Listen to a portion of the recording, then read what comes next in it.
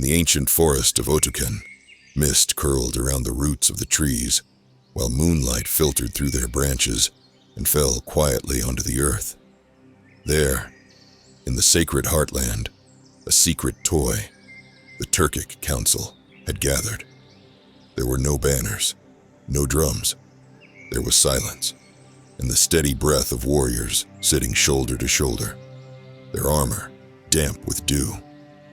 This meeting had been called after Bumin shattered the yoke of the Ruran and seized power. But it was not a victory ceremony. There were no boastful speeches, no spoils of conquest.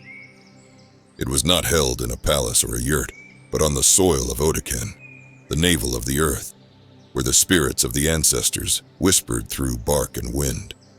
This place was the axis mundi of the Turks, as it had been for the Ruran and the Huns before them. For centuries, Ötüken had been more than a forest. It was a living witness, a spiritual core, a place where the unseen was always near. At the center of the circle, a fire burned, not to give warmth, but to invoke memory. Its light flickered across steel helms and weathered faces, catching the reflection of eyes that had seen both blood and sky. There were no spectators, no scribes, no children of comfort. Only men shaped by saddle and sword, present in a moment that would never be written in records, but would echo in the marrow of the Khaganate for generations. This was the night of the Iron Vow, the moment where oath and destiny became one. Under the watchful gaze of Tengri, the Turks' god, the beys and sons of Khans sat in the old way. Kneeling, hands on their knees, none bore pride or ornament. There was nothing ceremonial, nothing ornate. No jewelry clinked, no silk rustled. The firelight revealed only purpose, a shared understanding that history, from this night onward, would flow in a new direction. A black iron bowl passed hand to hand, filled with fermented mare's milk mixed with forge ash. This mixture, half nourishment, half memory, was as symbolic as it was sacred. Each man dipped his fingers into it, marking his forehead, chest, and sword. It was a gesture not of show, but of submission to the land, to the sky, to the weight of what was coming. On this night, there was no speech of war either. Not even Bumin had come to speak much. He had come to listen and to be judged. He had come as a conqueror. His sword still smelled of the Ruran, but now he stood as something else entirely, a servant of Tengri. He spoke a single word: Il.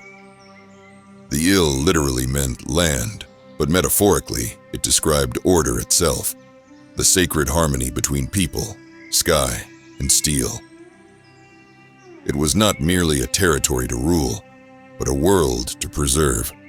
The Il was the balance that made conquest meaningful and gave a tribe its soul. One of the elder beys stood up. His beard was white, his gaze steady. Placing a firm hand on Bumin's shoulder, he spoke in a low and steady voice. One meant only for the council, the trees, and God to hear. From this night forth, you are Aelig Khagan, ruler of the realm. Guard our people and make them proud. No applause followed, no shouts, no visible gestures of joy or excitement, because that night, something greater than men had occurred. By dawn, they were gone. All that remained was a faint trace of ash in the soil. Future generations would never be able to trace their steps, their words, their story. No records would mention this toy. No historian would prove it happened. It would appear to them as if this council had never taken place.